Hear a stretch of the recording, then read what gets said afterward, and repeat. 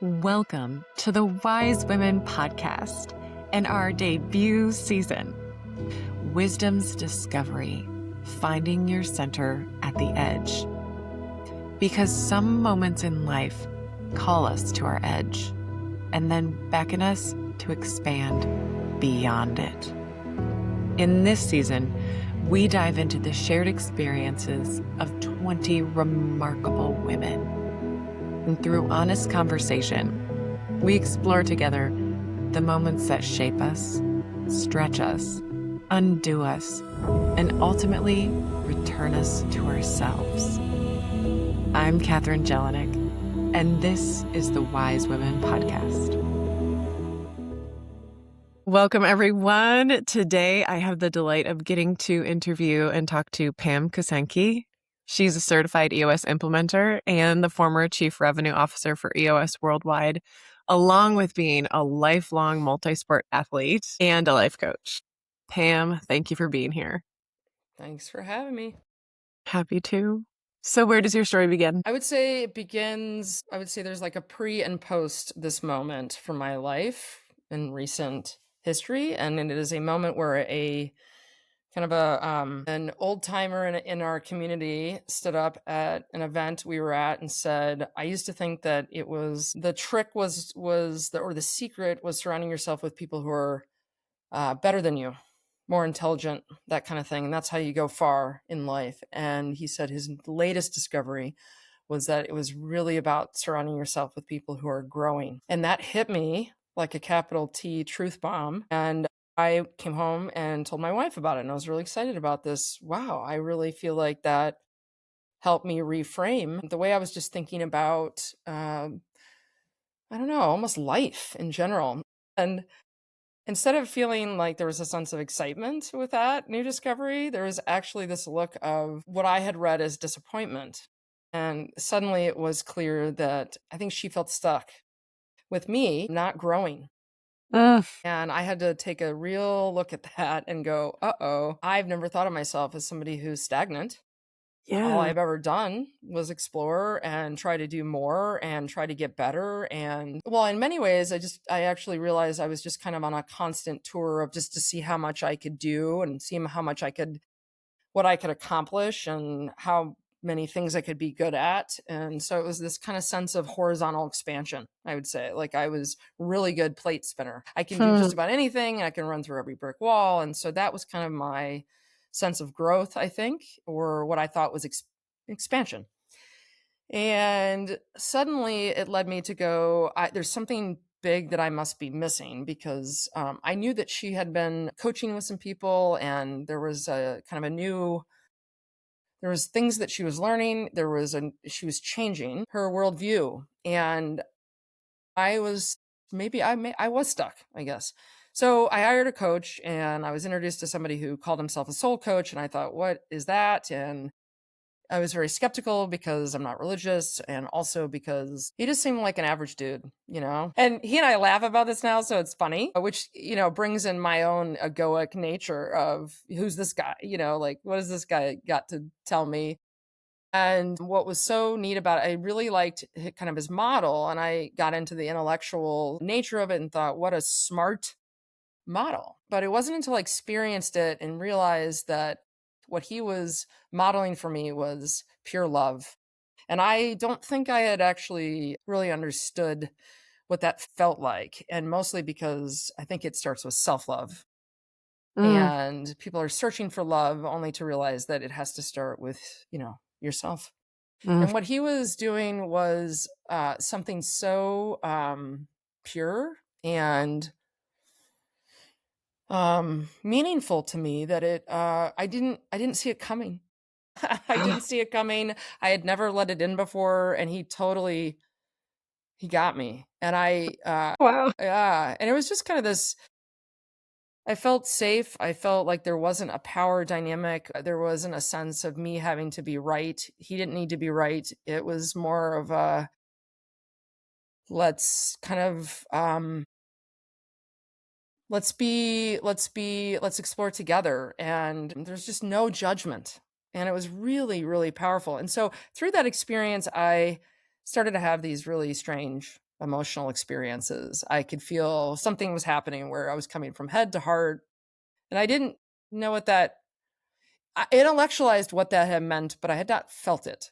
And so that began this journey of what I would say is kind of getting more into the body and what I can now speak to as whole body intelligence, this common sense that used to be Oh, back in the day, common sense, right? What was it? Really, I would say it's to the extreme. It was we would be able to walk in a forest and eat the berry that wouldn't kill us.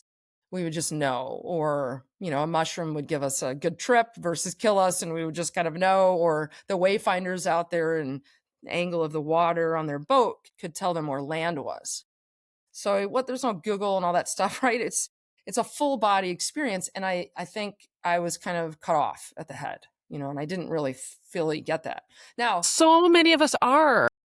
yeah, Like, this is how we're all walking around these days. well, I don't know if it's all of us. I would say Maybe I've not. also realized how late to the party I am. So I don't want to say that, like, I think there's a lot of incredible people, talented, gifted artists, body workers, dancers, people who understand a language that is way beyond the academic westernized world of intelligence, and we've overemphasized, right, like the academic side of ourselves. And I think there's a long history of all of that. So it was a bit of a shock to me to say that I don't think I had felt that. Now, here's the other thing. I'm an athlete who broke herself playing rugby. So I was on the national team for 12 years and a couple of World Cups, and I literally, my body was so ruined, and through all my sports, but I actually had so much pain that I was trying to get out of my body.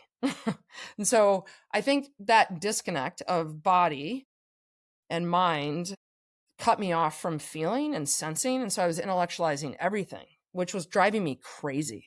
And I couldn't understand things that were actually supposed to be felt senses. I had used to have that as a kid, right? At some point, we all kind of were born with that.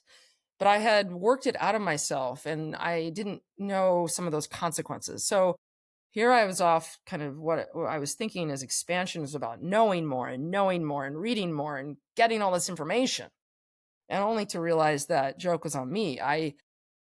There was a vertical integration. There was a depth that was missing that I think could have been this, like, or not even could have. Let's not also shame the past. It was just a new frontier. And I can now look back and go, oh, this was the journey. But the moment that I started to feel, it shocked me, because as we had conversations about life moments, I thought I am like, hey, I got that. Here's what happened. It was very much a narrative that I knew. I had told the stories a million different times. There was nothing more to dig, and only to realize that I had not examined the stories in a full body way and really integrated those things. And I think the more we look back, the more we grow, the more we see ourselves differently. We see the world differently. We can see our past differently. So we can almost change our present and our future by kind of really understanding our experiences in new ways with new felt experiences. So it was kind of a beginning of that journey. And then as I started to love and appreciate his model, I decided I wanted to learn it. There I am. I'm going like, hey, I want to teach this stuff, And so I went to kind of a weekend event and was surrounded by people and a bunch of energy. I now can know that, like, this thing called energy was swirling in the room, and I could feel it and sense it. And there was something very much I knew that was inside of me. I could feel it. It's like almost touching the roots for me, but it was disorienting. And I'll cut the story short by just saying I had what was called a spiritual awakening that I had to look up and figure out what the hell it was. I had no idea what was going on. Was it a physical sensation paired with spiritual? Like the whole everything? Oh my God. It was so, I don't even know how to describe it, but I literally had to Google it, because I was like, something is going on, and I couldn't recognize my my life. I couldn't there was a vibration. I was vibrating. There was a frequency that was hitting me that I didn't understand. Everything was completely disoriented, and I really Some people will have a gentle on-ramp into those types of events, or they'll have like a spontaneous sense of it, like a Yeah. near-death experience or something. I came tumbling on this thing in classic, I would say Tasmanian devil form, and just was like a train wreck, hurling myself onto this journey that turns out I can never get off now. Oh my God. Wait, It's a can I it's a lifelong journey. clarifying question? Was this what is sometimes referred to as a Kundalini awakening? Was it one of those?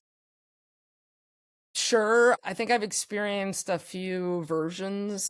So I would just say awakenings are all different types of forms. And I've since met people that have honestly, I met a lot of accountants. It's so funny who've That had is so funny. very, very specific moments. And but there was a moment. I remember the day. I remember the exact situation. It was wild. It was crazy. Can you No need take to us get into there? this. I'd love to hear a little bit more. It was a little bit, kind of insane. It was like a little bit of, I was with a group of just really, really powerful, very connected people. And it was a little bit kind of scary for me. But once I got on the other side of it, I started to realize I could name it. Like when I Googled it, I was like, oh my God, this is literally something that many people have had. This actually happens. And I'm going people write these Google lists of what happens. I'm going, oh my God, this is a This thing. is It was exactly just what. And what was totally new it? What frontier. what were the things that you could see that were exact from yours to what you were searching? And I because just I'm think, sure others have had this and they'd love to name it too, you know? yeah, I would say just complete. There's almost this instantaneous reframing of what matters, what's completely looking at life in a totally different lens, what matters, what's important.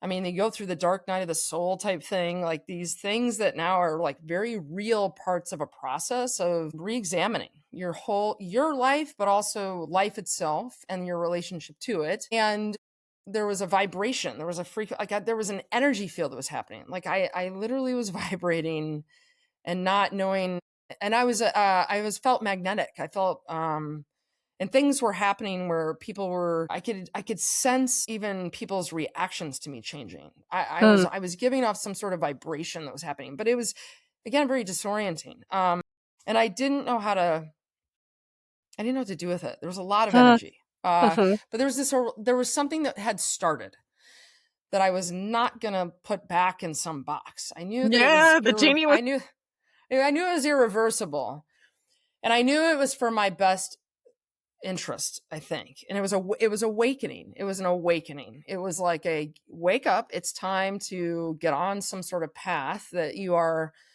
maybe you delayed, maybe you numbed, maybe you didn't, you didn't even understand the importance of. And so off began what has now been the wildest last 4 or 5 years I could ever possibly imagine, Wow. full Yeah. of just strange events, amazing possibilities, radical changes in my life and in my worldview. And all of it is about I don't know, it's just been in a constant exploration of self and the world, which never ends, it turns out, because it's you're and in the end of the day, I would say the first lesson was about love. It was about being able to love and be loved. And it continues to be this theme that is, every song's ever written about and every book's ever written about is that love is the answer. And it's, this path to non-judgment. And it's incredible. It really is. So that's kind of the thing. That's the event. And when you say what edge, every edge, there is no, what is There's an no edge? edgy weren't. What is an edge? It is only to realize that I think you expand until you contract, because you realize either you don't have necessarily the tools, or there's fatigue, or you've reached some sort of false limit. And then you return back. It's like the breath, it's expanding and contracting. You don't get the expansion without the contraction. We're constantly breathing and finding new edges, only to realize what our center is. I think we're always exploring edges to come back to center. But what happens, it is an expansive process. I think that's kind of how I now view all of this is here's the analogy. I played rugby with two NASA astronauts, which is just already kind of crazy, right? Two women, and one was was supposed to be part of the only all-female spacewalk, and NASA forgot to put the right number of medium-sized suits on the ship. And so they didn't get to walk in this like completely monumental thing. Oh, I know. And turns out her name is Anne McLean, and she ended up being on an SNL skit. My and I'm watching God. SNL, and I'm watching my friend be parodied on this event, and she's pretending to be very cool about it. And she's like, "Yeah, I've trained my whole life for this, and NASA forgot the suits. I mean, they gave us 2,000 tampons, but not enough suits for the spacewalk. It's fine." It was so, yeah, I know. And it was like, just, anyways, her. And then another woman who's one of the first black and I think certainly female black NASA astronauts. And it was just these monumental things, right? Anyways, I'm thinking about them in space and going, how unbelievable that experience would be to be in, anti-gravity. You're floating in space. You're literally feeling the weight, you're not feeling the weight, I guess, but you're seeing and experiencing the expansiveness of our universe. And of course, that would be the most incredible feeling, except if somehow you became untethered from the ship. Then it would be the most terrifying free fall that you can imagine. There would be no actual point. There would just be, you would just have this trip towards nothingness, right? And so it's such an interesting kind of feeling. And as I think about all of this expansion, this requirement to stay anchored to a center, to a sense of core truth or essence, which I think is discovered, not assigned. I really don't think there's universal truths anymore. I think there's just this, we're making up truth all the time. Whatever our worldview is, it's constantly biased. And so there is a real digging into that, and it moves. And I think we expand to refine center, and the center is moving. So that's how I'm feeling, like things are in perpetual motion. And that has just now is my kind of new framework for all of this. And it keeps me, it keeps me alive, keeps me energized, and also keeps me feeling like I can surf with a little bit more calm. You're kind of surfing waves, right? So there's that frontier, and so much of it for me is now coming into the vertical expansions of things and saying, what if instead of going laterally or horizontal, I could really understand what vertical depth feels like? Whoa. So I have a bunch of follow-up questions. I'm on my journey. Okay, that visual that you No problem. shared of the floating out and needing something to be tethered to for so many reasons, that was really good. Because one of my questions and curiosities was, in the energy that you can feel expanding, does the contraction feel jarring? Like, what has the contraction felt like? Is that a pullback that has been difficult to experience? Okay.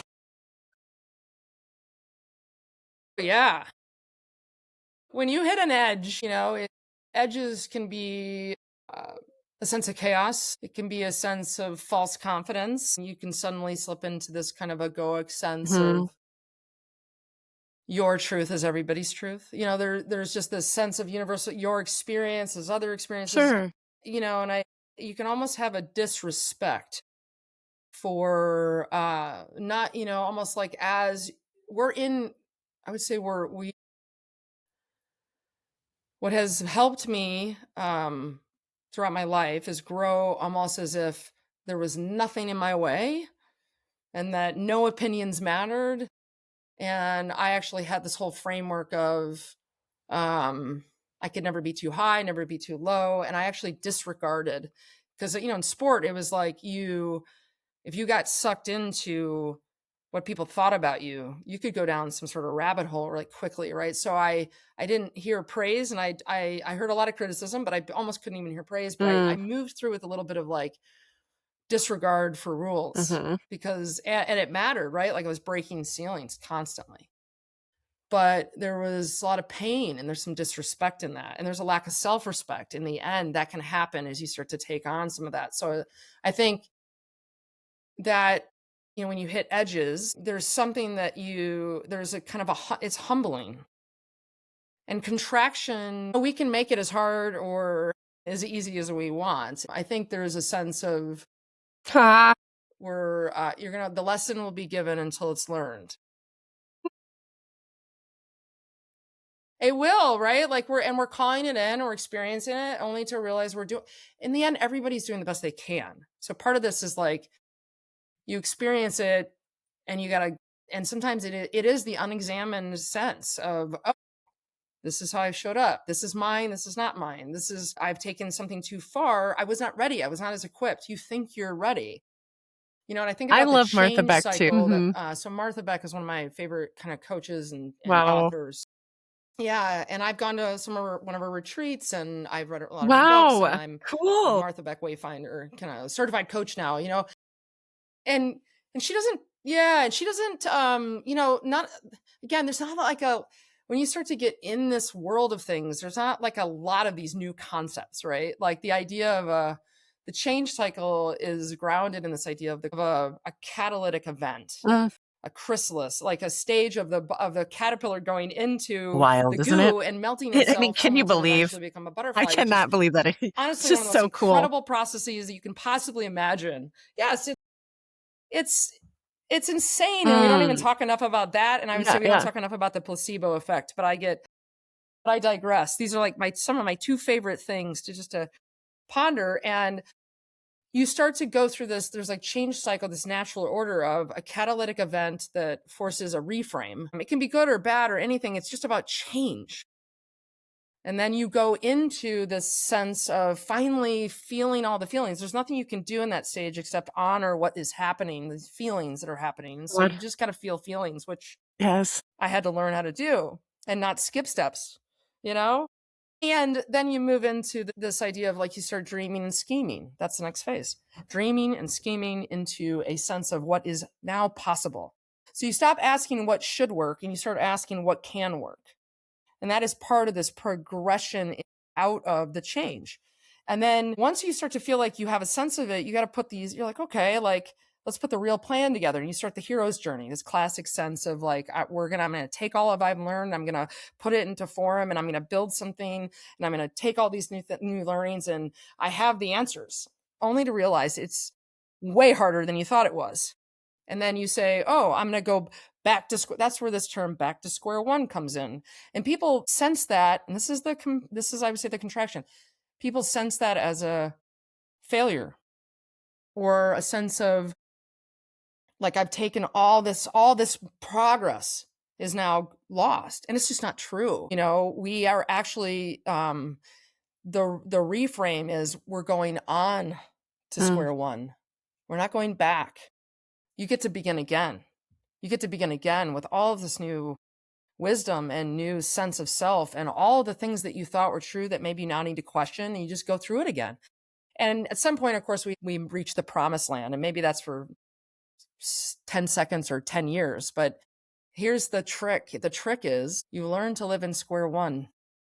You learn to live in a sense of constant change, which is the ultimate paradox of we know it's the only constant in the world and in our lives, and yet we are absolutely constantly resisting it and terrified of it to some degree. So to me, this is about, maybe this is where my newest, if you want to think about all of this stuff that I've learned, it's like my latest feeling or discovery is about my relationship to change.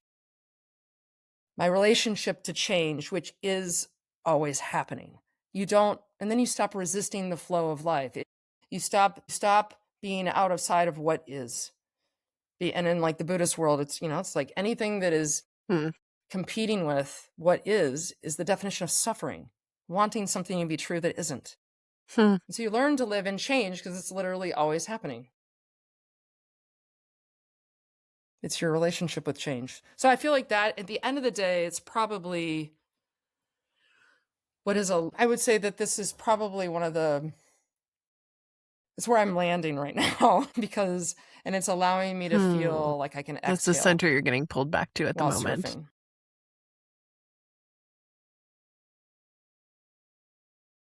Yeah, I would say I think it's kind of it feels like a way of living. And there's, it doesn't, you have to figure out how to rest through the change, not resist it.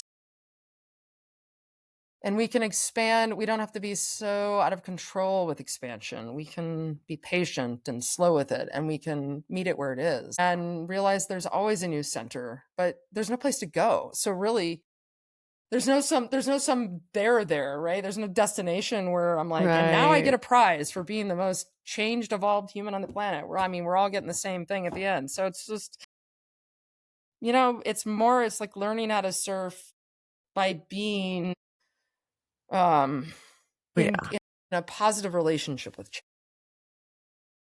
And it turns out the only person you really need that relationship with is you, right? And it's us going, it's, oh my God, surrounding for yourself with sure. people who are That's a growing, question that's been going through my head is, yourself. I'm like, okay, what does your wife think now?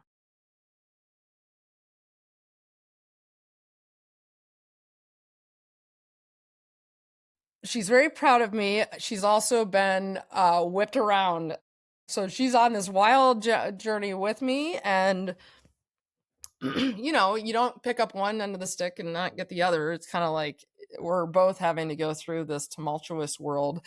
And I think that's part of it is like, I want to find my center with it all because there's a lot of,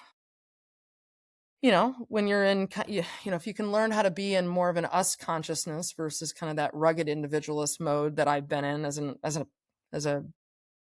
entrepreneur and as a feminist and somebody who's always kind of bucking the system and the rules, you got to move with others, right?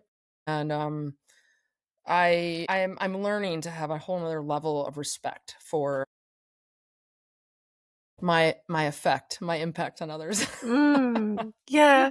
It's what I'm hearing too, though, is you probably like how you felt with the energy when you went to that conference or the weekend, and you felt so much energy of others who were on this path too, and then that activated something for you.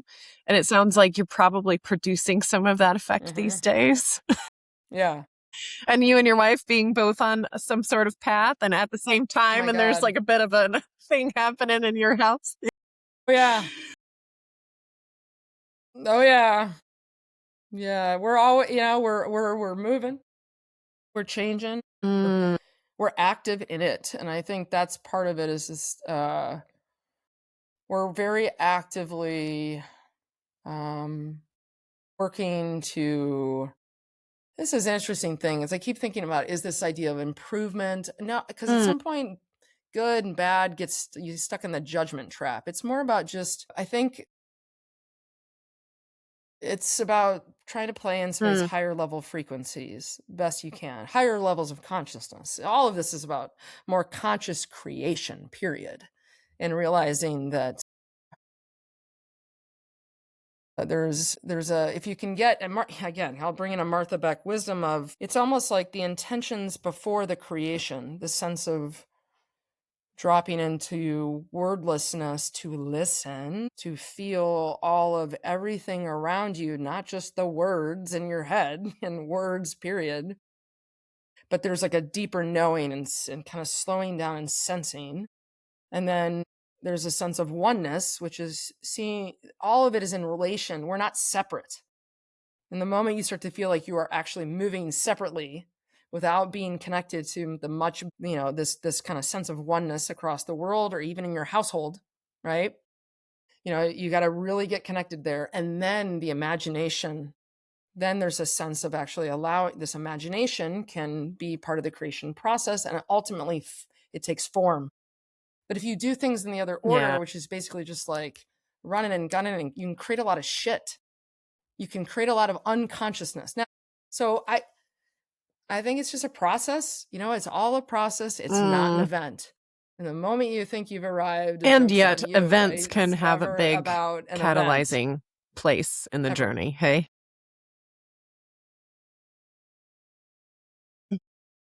Hey, that's exactly.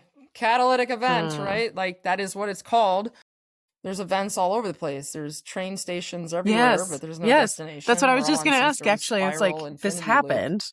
And then it sounds like even you said back to ground one or continuing to find it again, but you're on these loops of like, these loops up to these On to square higher one. Yeah. frequencies and conscious, like it's that kind of movement.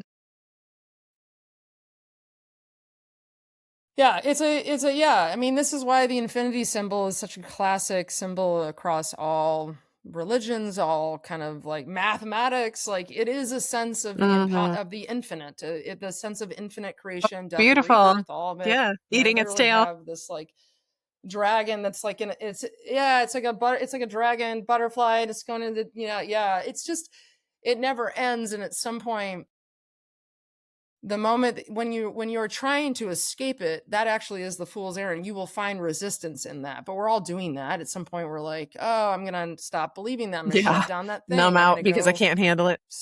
drink some alcohol, I'm gonna go do whatever other addiction. I can be addicted to food. I was addicted to exercise. Like there's a sense of just suppression that bottles it all up. And when you're trying to escape, you can try to chase and escape and all of it, you just don't only come back to the present moment. And I will tell you, there was another kind of awakening that I had that was just as it never stops, by the way. There's like these moments that suddenly now are like, and I had this really profound experience where I hated it. And I was trying to figure out why I hated it so much. And it was this feeling, and this is so funny that what you're saying is to be trapped in the present moment. I I felt like I literally couldn't escape the present moment, which is Interesting. true for all of us. But it was really a funny thing because then once I finally sat in it, I realized how much I was trying to be out of it. I was either thinking in the past or in the future, anywhere but what I was. And it was finally that moment of realizing, and people talk about presence and present moment. I was like, oh no, I literally experienced it. I felt it going, why is this so uncomfortable for me? And then then the whole thing became such a funny journey of realizing that there was nowhere to go. This is You it. actually can't, like right Right now, now. right now, right now. This is it. You and me talking, and like we're this is where we are. So it doesn't matter how many like awakenings or experiences or wild rides. I mean, it didn't matter. It doesn't matter because you're going to come right back into here, and that you cannot like leave there. Yeah. Um, I okay, I'll tell you another story if it's I don't know, maybe we can just keep going. Here I am, just a bunch of like rambling stories, but I promise you Oh, I love it's a good it. one. So I had this experience with whales, okay? Now whales are of course this like, there's like a ton of spiritual senses around whales. Cool. I did not I All have a right. lot of like connection to animals. I love animals like more than people.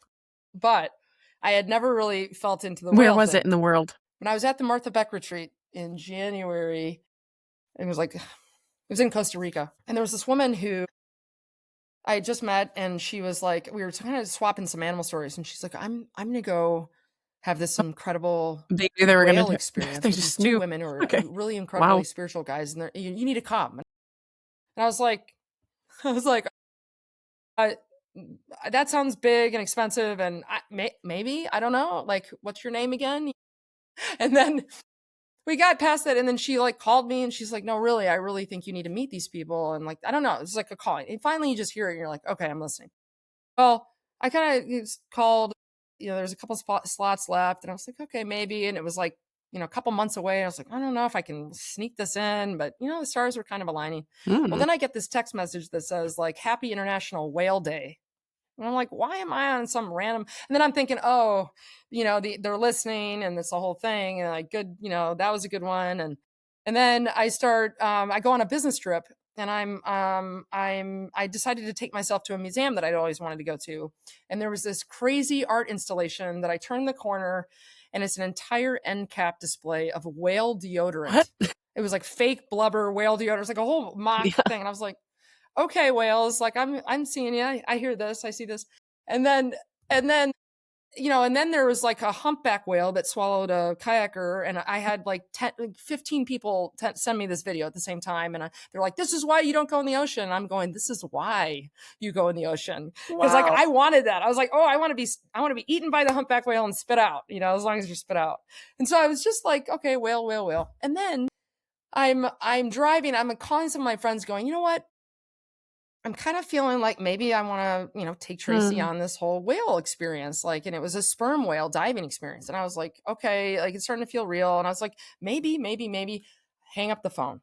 On the radio comes an ad. Okay, radio. And it said, now playing at the Minnesota Orchestra, The Secret of the Whales. The National Geographic series that has been filmed for 3 years. The Minnesota Orchestra was going to play the entire soundtrack live. And I'm going, while they played the movie. I'm like, okay, I hear you. So me and my friends and I, we got some Save the Whale shirts. We go to this event. We're like listening for the whales to give us messages. I mean, it gets kind of crazy. And I'm just like, this is insane. Like whales are just like, they're just having fun. And I said, okay. So we ended up going on the trip. It was one of the most profound experiences I've ever, it's just, you can't even talk about it. It's just not only did we, well, first of all, the whole trip, we saw all of these incredible dolphins. It was in Dominica, and it's like a private sanctuary for sperm whales. But we saw every possible dolphin you could imagine, including a dolphin. This is weird, called a false killer whale.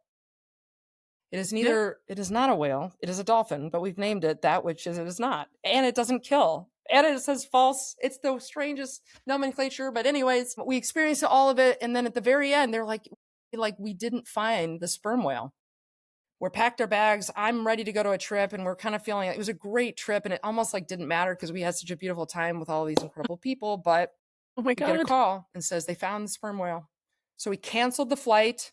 We hired the boat guy that was on vacation, brought him back, went out and extended our trip and saw these sperm whales and had this like private encounter with mom and baby for hours. It was amazing. Yeah. And then a bunch of other whale stuff came after, but this is the stuff. It's like, you kind of on one miracle after another. But it never stops. Yeah, it's just a never-ending sense of what's possible, expansion, and there's a lot of humor. I mean, I would say that I believe that the under and necessary aspect to all of this is joy. And to add a joyfulness to all of this is to disarm the intimidation factor of all of this. And, I'd say the one thing, and, that's why I keep a sense of humor and joy around this, because it is critical. It is why we're here. It was always supposed to be fun. And when you lose sight of that, it can be a really scary, hard ride. And I would say there's, I was laughing because in EOS, we teach, there's this whole phrase of like, enter the danger. And do you know what this means? It means to say it that way. And vulnerable. And I'm going, why are we teaching people it's dangerous to be open, honest, and vulnerable when literally it is the most dangerous thing to be dishonest and to like hide and maneuver and manage. And I have plenty of experience with that across, my life and corporate, and everybody does. But why don't we call it beautiful and easy and simple and better and more, I don't know, just like joyful and expansive? Like, what if we could actually just treat it as not dangerous?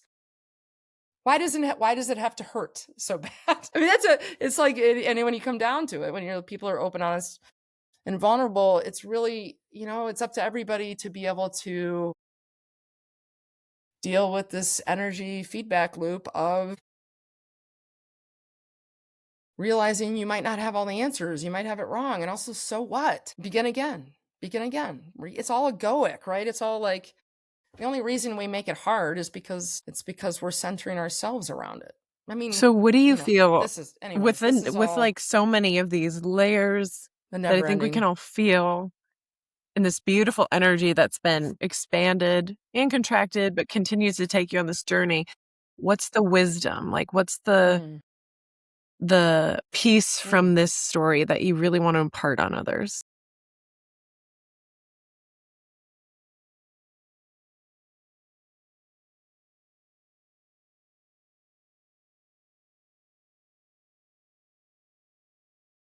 I know there's kind of a teacher that entered my life. There's a couple things that I guess that are not new, that I'm learning to hold steady. And for me, there's a sense of stop trying. I know that sounds like some sort of futile. I'm not saying go be lazy and just give up. I'm saying you letting it flow and stop thinking like you can control everything and manage everything. Part of that's the kind of the part of the problem is this false sense of control, right? There's a little bit of just find some flow, less trying, more doing, like Yoda says, right? There's kind of a sense of that. And then I would say, look, have some fun. Have some fucking fun. Because if you can't laugh through some of this stuff, you might just cry the whole time. And it doesn't mean that there's not roles for all of it. There's room for all of it, but like feel your feelings, as my friend Sarah Stern would say. Feel your feelings, laugh along the way, smile at the paradox. It's all true. And you don't get to control it. You just get even to if you think you are, the flow. probably. You're never out of the flow. You're in the moment. No, you're in it. You're in the river. It's your own sense of you deciding you're out of it. You're really not. You're just resisting it. Remind yourself that You know what I love is that your story that started with, "Oh, I'm not growing, I need to grow," ends with the moral of the story is stop trying.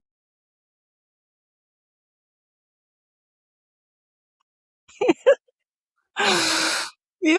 I'm telling you, it's a giant like paradox of like you're on the merry-go-round, and just respect, and I would say respect it all, respect self, there's so many wisdom. I don't even know, like love's the answer. Respect yourself and others. And I'm reading a sticker, and I'll just cuss for a second. I don't know shit about then fuck. you are a butterfly. Hey, goo, the ground zero. Yeah, you're just like be the goo. You're gonna get into butterfly. On that note, oh my God, Pam, thank you for this. Thank you for the many layers of this and the beautiful energy that you have. I could feel through the story, and I hope that that's what others can feel too listening. But sorry, it just comes through. It definitely comes through. And wow, I love, and it is courage to keep opening yourself to the goo and the unknown and the moment, even if it's not danger per se, but it is the untethered nature of where you haven't been yet. So I appreciate what you're doing. Courage. Thanks. Right on. We'll send that your way too, listener. Thanks for tuning in. And thank you again, Pam. This was awesome. Thank you. Take care. Thank you for listening to the Wise Women podcast. You can find the book, Wisdom's Discovery, Finding Your Center at the Edge, on Amazon and barnesandnoble.com. And keep listening to the wisdom that your life is offering you.